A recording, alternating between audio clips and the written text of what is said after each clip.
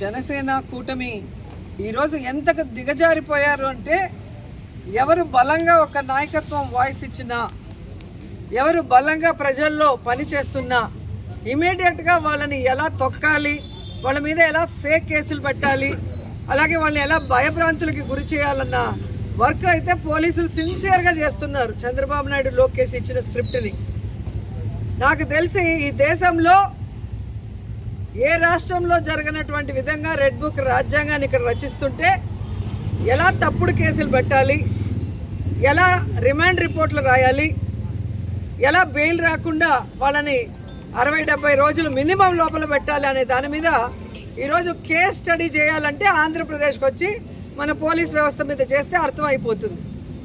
ఈరోజు 1 కాదు 2 కాదు, ఈ సంవత్సర కాలంలో ఎన్ని తప్పుడు కేసులు పెట్టారు, ఏ విధంగా రిమాండ్లకు పంపిస్తున్నారు. సుప్రీంకోర్టు, హైకోర్టు కూడా వీళ్ళకి మొట్టికాయలు వేసినా కూడా ఇంకా బుద్ధి రాకుండా అవే సెక్షన్స్తో మళ్ళీ రిమాండ్కి పంపించాలన్న ప్రయత్నం చేస్తున్నారో ఒకసారి మీడియా మిత్రులు తెలుసుకోవాలి. దీన్ని ప్రజలకు కూడా తెలియజేయాలని కూడా కోరుకుంటున్నాను. ఈరోజు నగిరి విషయానికి వస్తే, ఇక్కడున్న ఎమ్మెల్యే గాలిలో గెలిచిన గాలిగాడు. కరోనాలో ప్రజలతో లేడు, ప్రజల్ని పట్టించుకోలేదు, ప్రజలకు ఒక చిన్న పని కూడా చేయలేదు. ఆ తర్వాత ఏ రోజు కూడా ప్రజలలో ఆయన లేడు.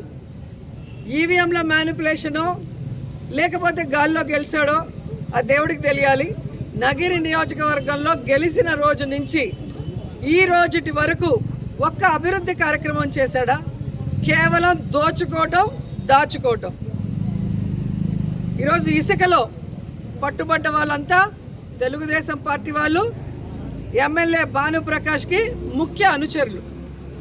నిజంగా ఈరోజు మీరు చూడాలి, ఇంత పెద్ద పెద్ద టిప్పర్లు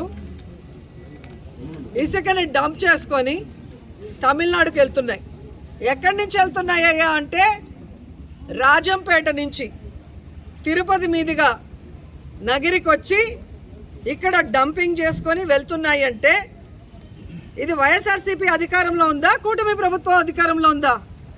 ఈరోజు రాజంపేట నుంచి చూస్తే తెలుగుదేశం పార్టీ ఎమ్మెల్యేలు, తిరుపతిలో జనసేన ఎమ్మెల్యేలు, వీళ్ళు అఫీషియల్స్తో, పోలీసులతో, మైనింగ్ వాళ్ళతో కొల్యూడై ఈ విధంగా టిప్పర్లు, ఇదేం సైకిలు బైకు కాదు, ఒక చిన్న బ్యాగ్లో పెట్టుకొని దాచి పెట్టుకొని వెళ్ళటానికి ఇంత పెద్ద కంటైనర్లు ఈ విధంగా రాజంపేట నుంచి వెళ్తుంటే ఏం చేస్తున్నారు సంవత్సర కాలం పోలీసులు, మైనింగ్ వాళ్ళని అడుగుతున్నా.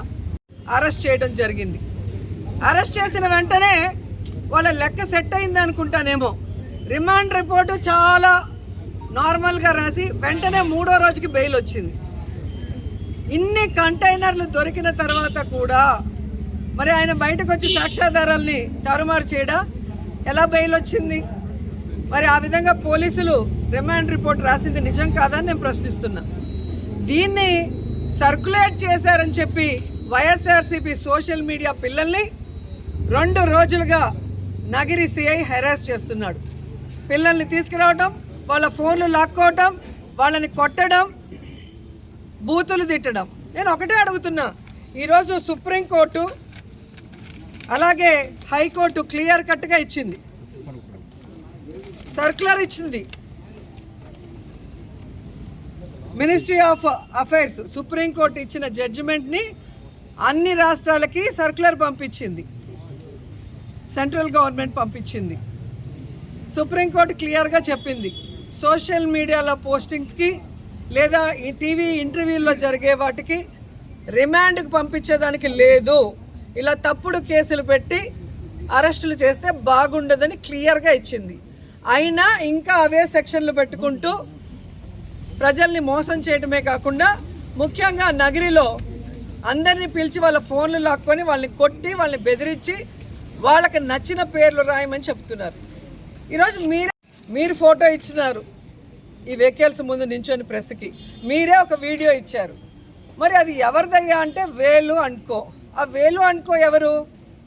ఎమ్మెల్యే భానుప్రకాష్కి రైట్ హ్యాండ్. మరి ఈరోజు ఆయన లీజుకి ఇచ్చేశాడు, ఆయనకి సంబంధం లేదని పోలీసులు ఎందుకు మాట్లాడుతున్నారు? మీకెందుకు అంత బాధేస్తుంది? ఎందుకు వేలు అనుకొని తప్పిస్తున్నారు? ఎందుకు మీరు ఎంక్వైరీ చేయలేదని అడుగుతున్నాం. ఆ విషయాన్ని సోషల్ మీడియా ద్వారా మేము ప్రెస్సుల్లో గ్రూపుల్లో పెడితే ఈరోజు కొత్త లైన్ తీసుకున్నారు.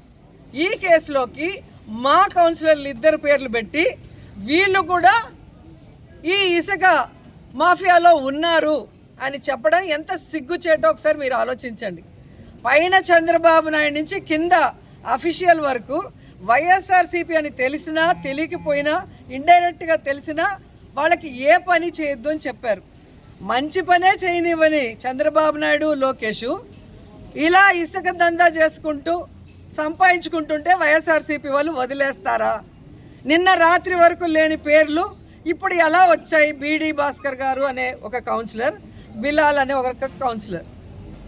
ఈరోజు ఆ పట్టుకున్న వాళ్ళు ఎవరైతే ఉన్నారో ఆ తమిళనాడు పిల్లాడు ఈ పేర్లు చెప్పాడు అంటారు. ఆ పిల్లాడు ఫోన్లో వీళ్ళ నెంబర్లు ఉన్నాయి అంటారు. నిజమైతే మొత్తం ఈ సంవత్సర కాలం ఆ పిల్లాడు ఎవరైతే బాలాజీయో ఇంకెవరో పేరు చెప్తున్నారు, నాకైతే తెలియట్లా, భరత్ అంట. ఆయన ఫోన్ కాల్స్ 1 year డేటా తీయండి. దాంట్లో ఎవరెవరు మాట్లాడారో అందరినీ అరెస్ట్ చేయండి, అందరి మీద కేసు పెట్టండి. అంతే కదా? భరత్ గారేమో మొన్న ఎక్కడో మాట్లాడారంట, నాకు తెలియలేదు ప్రెస్లో, నన్ను కొట్టి నా దగ్గర వాళ్ళకి కావాల్సిన పేర్లు చెప్పించుకుంటున్నారు అని. అది వేరే విషయం. నేను అడిగేది వైఎస్ఆర్సీపీ కౌన్సిలర్లకి రాజంపేట నుంచి నగిరి వరకు అన్ని జిల్లాల ఎస్పీలు, అన్ని జిల్లాల మైనింగ్ ఆఫీసర్లు, అన్ని జిల్లాల ఎంఆర్ఓలు, అన్ని జిల్లాల డిఎస్పీలు, సిఐలు సహకరిస్తారా?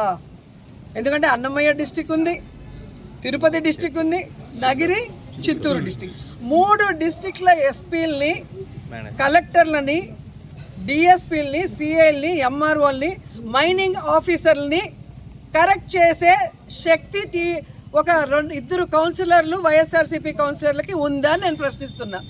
ఇది డైవర్షన్ పాలిటిక్స్ కాదు. ఈరోజు భానుప్రకాష్ అలాగే గంగాధర్ నెల్లూరు ఎమ్మెల్యే వీళ్ళిద్దరూ కూడా ఈ మాఫియా చేస్తున్నారు అఫీషియల్స్ సహకారంతో.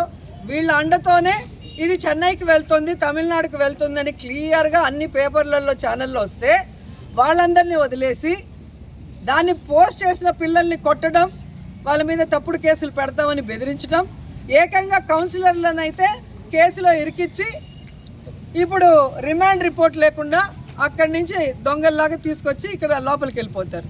ఏదయ్యా రిమాండ్ రిపోర్ట్ అంటే ఆన్ ద వే అంట. అలాగే మీరు చూస్తే మొన్న బియ్యం మాఫియా నగిరిలో 13,000 టన్నులకు పైగా దొరికింది. జార్ అండ్ జాయ్ అది ఎవరిది? తెలుగుదేశం పార్టీ ముఖ్య అనుచరుడు అమృత్ రాజ్ గారు.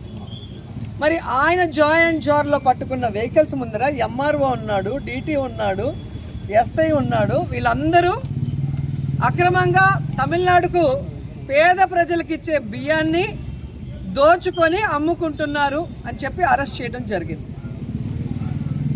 అరెస్ట్ చేసినప్పుడు మరి అతనికి బెయిల్ ఎలా వచ్చింది?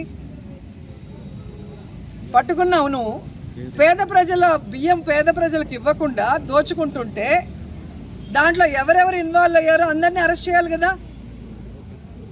అది గోడౌన్ల నుంచి వెళ్తుందా బియ్యము స్ట్రైట్ అవే, లేదా డీలర్స్ దగ్గర నుంచి వెళ్తుందా, ప్రజలకు అందకుండా ఏ విధంగా వెళ్ళింది, దీనికి ఎవరెవరు సహకరిస్తున్నారు, ఎంఆర్ఓ బాధ్యత కాదా, డీటీ బాధ్యత కాదా, సక్రమంగా ప్రజలందరికీ అందుతుందా లేదా చూసుకోకుండా ఇన్ని వేల టన్నులు పోతుంటే ఎవరి మీద కేసు లేకుండా ఎవరిని అరెస్ట్ చేయకుండా ఎలా వదిలేశారని నేను అడుగుతున్నా. అంటే తెలియక పట్టేసుకున్నారు, తెలిసిన తర్వాత వదిలేశారు. నిన్న ఈ మధ్యలోనే అతని బర్త్డే, ఎమ్మెల్యే భానుప్రకాష్ ముఖ్య అనుచరుడు అమృత్ రాజ్. సో వాళ్ళ మనుషులు దొరికితే వెంటనే వాళ్ళని వదిలించుకుంటారు, ఎవరి మీద కేసులు పెట్టారు. అదే వైఎస్ఆర్సీపీ వాళ్ళని ఇరికిస్తున్నారు. ఒక తమిళనాడు వాడైనా ఒక వైఎస్ఆర్సీపీ వాళ్ళైనా ఈ ప్రభుత్వం ఎలా సహకరిస్తుంది? ఒక పెన్షన్ ఇవ్వడానికే సహకరించడం లేదు, ఒక ఇల్లు ఇవ్వాలంటే సహకరించదు, ఏది వైఎస్ఆర్సీపీ వాళ్ళకి ఇవ్వకూడదని చెప్తుంటే మరి ఏ విధంగా ఇది జరుగుతుంది? పైనుంచి ప్రెషర్ చేశారు అంటారు. ఇది ఒక డైలాగ్ అఫీషియల్స్ అందరికీ కూడా. నేను అఫీషియల్స్కి చెప్తున్నాను అండ్ భానుప్రకాష్కి కూడా చెప్తున్నాను, నీకు నోరు రోజు రోజుకి పెరిగిపోతుంది. నిన్నలా మొన్న మీరు మాట్లాడిన దాని మీద ఇప్పుడు నేను కేసు ఇవ్వబోతున్నాను. అలాగే డెఫర్మేషన్ సూట్ కూడా వేయబోతున్నాను. ఇన్ని రోజులు నువ్వు కౌన్సిలర్కి ఎక్కువ ఎమ్మెల్యేకి తక్కువ అని వదిలేశాను, కానీ రోజు రోజుకి నీకు బాగా ఎక్కువైపోయి నువ్వు మాట్లాడే విధానానికి ఫుల్ స్టాప్ పెట్టాలని ఈరోజు మేము ఒక డెసిషన్ తీసుకుంటున్నాం. ఎందుకంటే నిన్ను కన్న తల్లే నిన్ను చీత్కరించుకుంది. నీ తోడబుట్టిన వాళ్ళే, నీ తమ్ముడు కానీ నీ సిస్టర్ కానీ నిన్ను చీత్కరించారంటే నువ్వు ఎంత పెద్ద నీచ్ కమీనో అందరికీ తెలుసు. నువ్వు నా గురించి మాట్లాడేంత అర్హత నీకు ఉందా అని అడుగుతున్నా. ఈరోజు నువ్వు ఎమ్మెల్యే అయిన తర్వాత గంజాకి అడ్డాగా మారిపోయింది పుత్తూరు నగరి. నువ్వు ఎమ్మెల్యే అయిన తర్వాత ఈరోజు డ్రగ్స్కి అడ్డాగా మారిపోయింది. నువ్వు ఎమ్మెల్యే అయిన తర్వాత ఈరోజు అక్రమ మైనింగ్ జరుగుతుంది, అక్రమ ఇసుక. ఇవన్నీ చేస్తూ నువ్వు మా మీద నిందలేస్తున్నావు. రాబోయేది జగన్మోహన్ రెడ్డి గారి ప్రభుత్వం. 5 ఏళ్ల తర్వాత ఈ 5 ఏళ్లలో నువ్వు చేసిన అవినీతిని కూర్చోబెట్టి కక్కిస్తానని కూడా ఈ సందర్భంగా తెలియజేసుకుంటున్నా.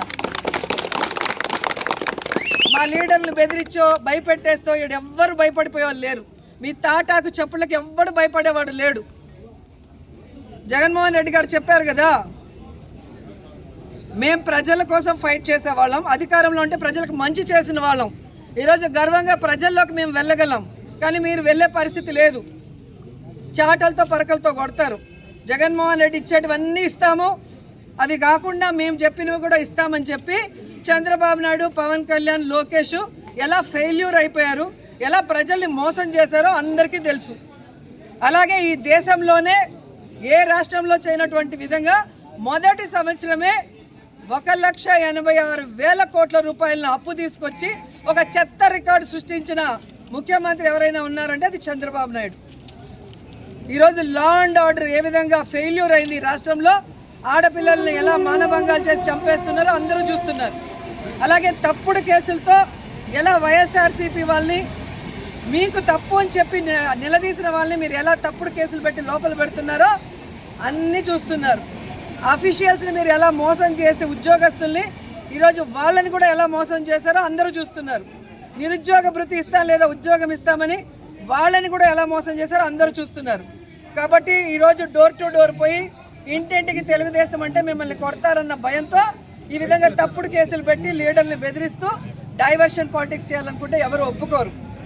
ఇంకొకసారి నోరు కనుక అదుపు తప్పితే అదే భాషలో నేను మాట్లాడాల్సి వస్తుందని భానుప్రకాష్ని హెచ్చరిస్తూ ఇదే పోలీసులకు చెప్తున్నాను.